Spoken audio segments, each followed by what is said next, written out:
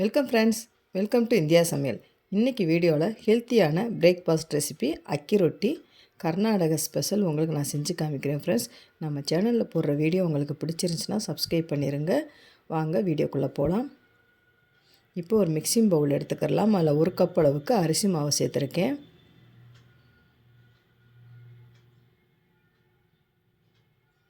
ஒரு கேரட்டை நல்லா துருவி எடுத்துக்கோங்க, அதை சேர்த்துக்கலாம். மீடியம் சைஸ் வெங்காயம், ஒரு வெங்காயம் நல்லா பொடியாக கட் பண்ணி சேர்த்துக்கலாம். ஒரு பச்சை மிளகாவை நல்லா பொடியாக கட் பண்ணி சேர்த்துக்கோங்க. கொஞ்சமாக கொத்தமல்லி இலை, கொஞ்சமாக கருவேப்பிலை, பெருங்காயத்தூள் 1/2 டீஸ்பூன் அளவுக்கு சேர்த்துக்கலாம். தேவையான அளவு உப்பு இப்போ சேர்த்துட்டு நல்லா கலந்து விட்டுக்கலாம். இப்போ நீங்கள் பெருங்காயம் சேர்த்துக்கிட்டிங்கன்னா டேஸ்ட்டும் நல்லாயிருக்கும். இப்போ இந்த அளவுக்கு நல்லா கலந்து விட்டாச்சு. கொஞ்சம் கொஞ்சமாக தண்ணி சேர்த்துட்டு சப்பாத்தி மாவு பிணையிறாப்பில் நம்ம பிணைஞ்சிக்கிறலாம். இப்போ இந்த அளவுக்கு நல்லா சாஃப்டாக பிணைஞ்சாச்சு.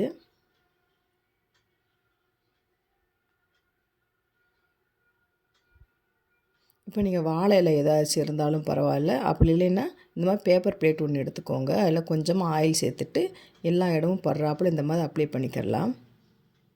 இப்போ கொஞ்சமாக இந்த மாதிரி மாவு எடுத்துகிட்டு நடுவில் இந்த மாதிரி வச்சு நல்லா இந்த ஸ்ப்ரெட் பண்ணிக்கோங்க. நல்லா ரவுண்டு ஷேஃபுக்கு இந்த மாதிரி பண்ணிக்கிறலாம்.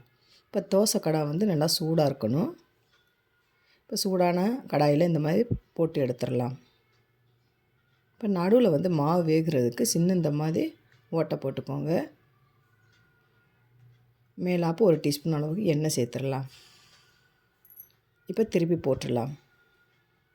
திருப்பி போட்டுட்டு மறுபடியும் கொஞ்சம் எண்ணெய் சேர்த்துக்கோங்க.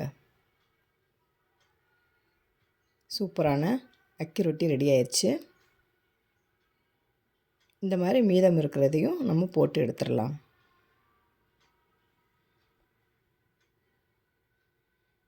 மேலாப்போ கொஞ்சமாக எண்ணெய் சேர்த்துக்கோங்க. இப்போ திருப்பி போட்டுடலாம். இது ஹெல்த்தியான ஒரு பிரேக்ஃபாஸ்ட்டு, சாப்பிட்றதுக்கும் நல்ல டேஸ்ட்டாக இருக்கும். நீங்கள் ட்ரை பண்ணி பாருங்கள் ஃப்ரெண்ட்ஸ். இந்த மாதிரி சூப்பரான ஹெல்த்தியான பிரேக்ஃபாஸ்ட் ரெசிபி நீங்களும் இந்த மாதிரி ட்ரை பண்ணி பாருங்கள். இதை வந்து தேங்காய் சட்னியும் இல்லைன்னா இந்த மாதிரி தக்காளி சட்னியோடு வச்சு சாப்பிட்றப்ப டேஸ்ட்டு சூப்பராக இருக்கும். ட்ரை பண்ணி பார்த்துட்டு கமெண்ட் பண்ணுங்கள். உங்களுக்கு இந்த வீடியோ பிடிச்சிருச்சுன்னா லைக் பண்ணுங்கள், ஷேர் பண்ணுங்கள். உங்களை நான் வேறு சந்திக்கிறேன்.